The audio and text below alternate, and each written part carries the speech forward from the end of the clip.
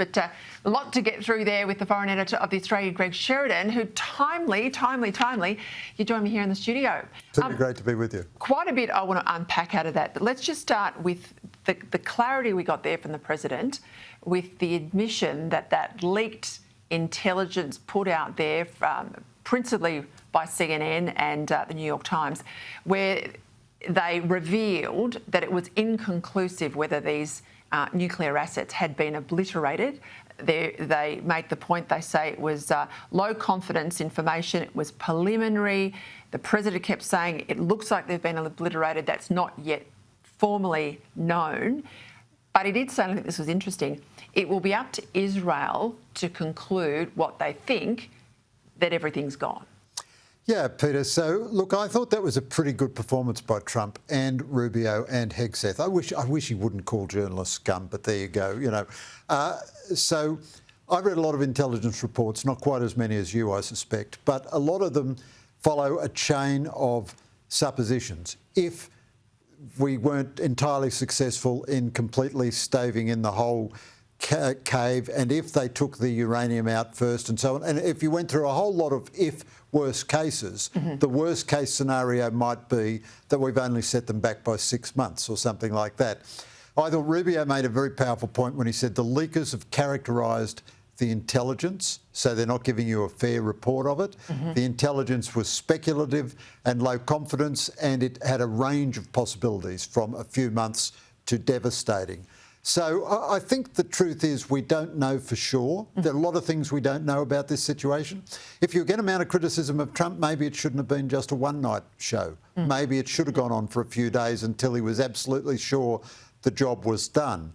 But I thought he answered pretty effectively that intelligence report there. I think you're right to say it always does look like this. It's a bit of backside covering until they have human intelligence and other sources on the ground, which is what he indicated Israel will provide to conclusively demonstrate that what they hope has happened has in fact happened. But if you look at the volume of ordnances dropped over that 24-hour period, you'd have to think they're close to getting the objective done. I guess the world will want this to be the wipeout that we all want to see of Iran's nuclear capability. We won't just want them wounded, we'll want this gone. Yeah, you're absolutely right, Peter. It's impossible to believe anything survived inside Fordo. I mean, I say it's impossible. It's theoretically possible, but it's so unlikely because they dropped repeated bunker buster bombs, one on top of another, and the International Atomic Energy Agency head himself said the centrifuges can't survive any significant disturbance. Well, if 6 bunker buster bombs on your head doesn't constitute significant disturbance. Where I'm just marginally less sanguine is I don't know if they got how much of the 400 kilograms of enriched uranium they got out in advance, where they've dispersed it to. And I don't know how many other secret sites they have. The Israelis have excellent human intelligence, but I covered the North Korean thing very, very closely. And the North Koreans said they'd given up all their nuclear programs. They even blew up the Yongbyon reactor. But at the same time, deep inside a mountain, they were going with a parallel program. And then, hey presto, it's tests and weapons. So I would be surprised if we ever know definitively that it's all gone. But it has sustained, in my view, massive damage. And look what happened with all the capability of Israeli intelligence and US intelligence. What we saw happen on October 7 occurred under the noses of everybody. So I think we are right to be a bit, not sceptical, but wanting to have concrete assurances given the gravity of what could happen with these weapons in the hands of the wrong people. I took some other notes I thought was interesting. So Rutte obviously looks like he sent a very private message to the President, stroking the Trump ego prior to his departure across over to the Netherlands. But he reiterated some of that language there today. He made it clear that he said, a man of peace. He said that a number of times, but also a man of strength. And that's been obviously parlayed into the room today because they have an announcement to come. He said it will be unanimous, this is Mark Rutte, that NATO members will go to 5% of GDP expenditure on defence. It's not just military capability, though. It's a little bit there's an extra 2% or 1.5% in there for capability in cyber and intelligence. That will be for a vote, but that's where they're headed. That's an extraordinary move if that's what's occurred under this president. Yeah, it is, and it makes Australia look just as pathetic and pitiful as we deserve to look. So Ruto... You were pretty strong the other day. Yeah, well, I think we're going through a national security crisis and neither side of politics in Australia seems to be aware of it. They don't even read the newspapers, apparently, least of all the government.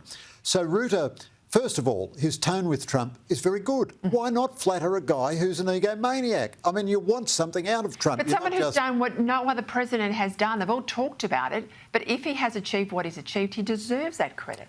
Well, yeah, I'm not quite so sure about that because I think he's also been disgraceful on Ukraine, and I hate the way... In relation to Iran, I ran clips all the way back to Clinton the other night. They've all said the same promise, made the same promise in relation to Iran, but he looks like he's actually delivered. Yeah, absolutely. He deserves credit for Iran. I totally agree with you there. But Trump is good and bad. He's a mixed grill, You get... Most leaders are, Greg, I tell you. Oh, he's more mixed than most. I mean... Even today he's saying he's not sure about Article 5 of NATO and so on. And saying all that, hits at the credibility of the alliance. Now, you support the credibility of the alliance by taking military action in Iran. That shows you're willing to take military action. So that's great. So I think he's good and bad. At his best, he's better than most. At his worst, he's absolutely terrible. I think when he cut off aid to Ukraine and wouldn't give them intelligence to sight their weapons and so on. But in any event, I don't care. I don't care if Ruto is completely insincere. I don't care if he's never spoken to his wife in those terms. It doesn't matter. He's trying to get a result out of Trump. He's acting in NATO's interests, just as any Australian Prime Minister with an IQ above room temperature would act in Australia's interests. You wouldn't go in and say, hey, Mr. President, I hate your language. Look at Nakasone, the Japanese Prime Minister. He'd get 2 feet from the hole and he'd 4-putt so that Trump could win the hole, I mean, that's smart on Ruto's part. But the NATO defence figures are very important. So Ruto said everybody now has got to 2%. Everybody. Australia is still just at 2%. Most of them have committed to 3.5% and most of them are way above 2%. Britain is already at 2.5 and committed to 3. Germany is committed to 3.5. Now, the 5% is slightly dodgy because it includes not only intelligence and cyber, but also border control and defence infrastructure. But that doesn't matter. 3.5 would be a fantastic revelation. Now, Britain is committed to 3.5 by the early 2030s. We are committed to 2.3 by the... And a further point on that, when you reach that defence expenditure, year after year after year, you acquire kit, so it has a cumulative effect. We've never got anywhere near that level, so we don't have any of that cumulative effect. Albo is lucky he didn't go to NATO because he would look a disgrace at NATO. He would look the most frivolous I contend person. That's why he didn't go in the end. I think some have said lack of confidence he'd actually get a meeting with Trump, couldn't be snubbed twice. I'm sure that was a factor. But also I think given the tone of the debate now in Australia really is focused on this percentage of expenditure in a way it has not been before, I think he would have been shamed in the room and it would have been, a significant embarrassment here at home. I think you're right. And, Albanese, I mean, this sounds grotesque, but I like Albo. I think he's a nice bloke. He's a Christian Brothers old boy. He's a rugby league fanatic. You're too soft, Greg Sheridan. Come on, harden up. The world is a dangerous place. He's got a lot of money in the bank with me. But his performance on national security has been utterly abysmal. He plainly has no interest in it. He can't go beyond his talking points, and he's not doing anything for it. In an interview with me before the election before last, when he was opposition leader, he said, we'll go beyond 2%, we'll go to whatever is necessary to defend Australia. No one in the world thinks that our pitiful 2% is adequate. And what conversation could he have with Trump? What positive thing can he say to Trump? He can say, hey, I've got an economy where per capita income is falling. Hey, I've got an economy where productivity is falling. Hey, I've got the lowest defence budget of any developed country in the world. Hey, I've got an economy with the lowest manufacturing sector in the world and one of the least the least complex economies in the world. So, I mean, he's lucky not to have a meeting with Trump because he'd have nothing to say to Trump. And the minute a journalist asked Trump, do you think the Australian defence budget is adequate? Correct. Albanese would cop a pasting and, he'd probably have a nervous breakdown and collapse. I think it's extraordinary. I was really critical on Monday night that we didn't get a heads up. I agree we were not likely to get one. I'm not critical that we didn't get a heads up. I understand the UK did because they had an asset in the region. But the idea that the Prime Minister, like we all were there on Sunday watching this unfold, and he says he was not warned, so he was as blind to the bombing raid as Australians were. The fact that he did not have an NSC, that he didn't have a briefing, that he didn't bring in the CDF, that all waited to Monday, I just find extraordinary, Greg. I can't hazard that Kim Beazley, if he was there as Prime Minister, or Tony Abbott, or John Howard, or Bob Hawke, or Bill Shorten, would have left it all day Sunday being blind to what was happening in the region. If for no other reason, that there are tens of thousands of Australians there as well. And this is our biggest ally. This is the ally that we all, fingers crossed, if the worst thing happened, would expect to come to our aid. Did that surprise you? Oh, look, it shocked me, but in a sense it didn't surprise me because I've come to have I was shocked but not surprised. I've come to have very, very low expectations of this government. Not only is the government lazy about national security, us work on a Sunday, oh, heaven forfend, but also they so lack self-confidence. They're a government without a moral or strategic compass. They had to wait and see what their new reference group does.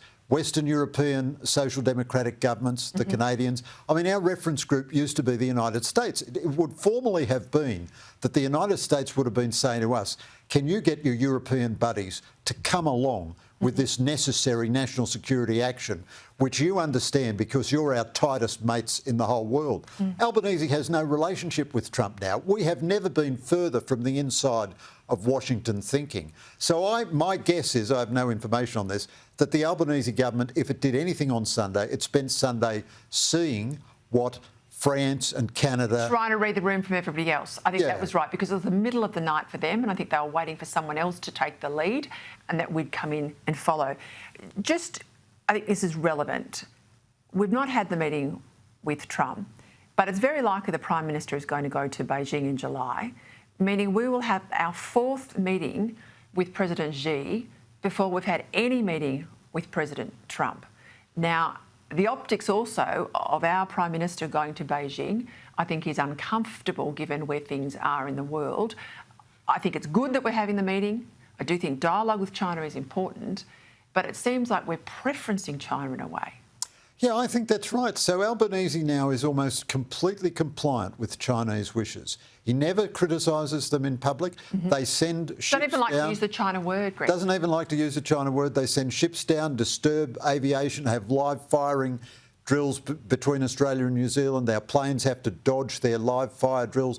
They humiliate us by circumnavigating Australia. Our pitiful Navy can't even follow them because it has to get the NRMA or the RACV to help it every time it goes out of port. And he won't say boo to a goose about that. But he ran during the campaign as essentially an anti-Trump candidate. So he's so scared of China, he's even going to defenestrate the Australian Strategic Policy Institute. That's what China wants. He does everything China wants. The only exception is Richard Marles, when speaking in front of Americans, will say the China word, because Albanese's essential contradiction is he still wants the American alliance and all the benefits that brings to Australia, but it is a Labor government led by the Labor left, which is unique in the history of Labor governments, since Whitlam, say. And it has no feeling for national security and no guts. And it's not going to devote any resources to national security, and it's scared of rebellion in its own base, and it's scared of China. And it thinks the one success it's got in foreign policy is resetting the relationship with China. So you have this weird thing where the Australian government is more compliant with Beijing's wishes than it is with Washington's wishes. So who's holding the whip hand? Because Richard Marles doesn't look like he's got any sort of weight around the cabinet on national security and defence. I know it comes down to the envelope of spending, so I'm tipping here the Treasurer is pretty powerful. But it seems like the intelligence of the operations down to Penny Wong, that she's got the whip hand. Is that fair? I think that probably is. I mean, I think Penny Wong is the most intelligent of them. I mean, she's the most impressive at a human level. But I don't demonise Penny Wong. I don't think she's a sinister left-wing person or anything. She's a person whose outlook is that of a Labor left person, so it's not national security. That's not the heart of her political being. Mediated by and shaped by DFAT, Department of Foreign Affairs and Trade. Now, they're all about process. They do capture their ministers. We remember Julie Bishop. You know, they read the brief and they operate inside the brief. And the only way, so you either have a very strong-minded foreign minister like Alexander Downer who overrules them, or if they capture their minister, but the minister has a strong prime minister, like Abbott had a very strong strategic outlook of his own, so did Howard. So DFAT has to fall in behind that. But we've had a series of weak defence ministers for a long time. I think the last time we had a strong defence minister was, you know, maybe Brendan Nelson or Robert Hill or somebody. And so defence hasn't given leadership. Albanese cares less about national security than any Prime Minister I've seen since Gough Whitlam. So you get no national leadership there. Penny Wong, she's done good work in the South Pacific, but her sort of, you know, she's motivated by, you know, paid maternity leave and, you know, can we get inclusive sports in the South Pacific and so forth. She's just not thinking about any of this stuff. And Richard Marles is a chocolate soldier. He's just melted in the sun, you know. So you've got basically a vacuum and the bureaucracy is imposing itself on the government. The government has, in my view, no strategic map in its head and simply takes the path of least resistance at all points and doesn't want to spend any more money on defence. It's going to acquire nuclear submarines and not spend an extra dollar except for these pathetic incremental increases that it's already budgeted for, most of which happen in the next term of government. So you get 2 full terms of Albanese government without substantial increase in defence expenditure at a time when the whole world can see the world is in flames. You know, the world we've known is disappearing in front of our eyes and our government is doing nothing about it. And she's got a timetable. Everyone talks about 2027, but certainly in his own lifetime to deal with what he regards as the Taiwan issue. Absolutely, and I think the only thing I'd say that is sinister about the whole thing is this. Quite a few people at the heart of our defence establishment don't want us to have a defence capability because they don't ever want an Australian government to make a decision to use force. To use them. Now, that's incredibly dangerous because if we ever have to look out for ourselves, they don't want us to have a defence capacity so that we can't do anything to help the Americans. I remember coalition governments wanting to deploy tanks in Afghanistan and defence always had an excuse why you could deploy the tanks everywhere except in battle. But the danger is if the Americans are ever, you know, lose interest in defending us, we have nothing to defend ourselves with. And if the Chinese go for Taiwan, there's no substantial contribution we can make to the matter one way or the other, which won't stop us from being attacked because of, you know, we're allies of America, but there's nothing we can do about it. I'll leave it there. You're very generous with your time, Greg, but beautiful timing to come off the back of that event there in NATO. Thanks, Peta.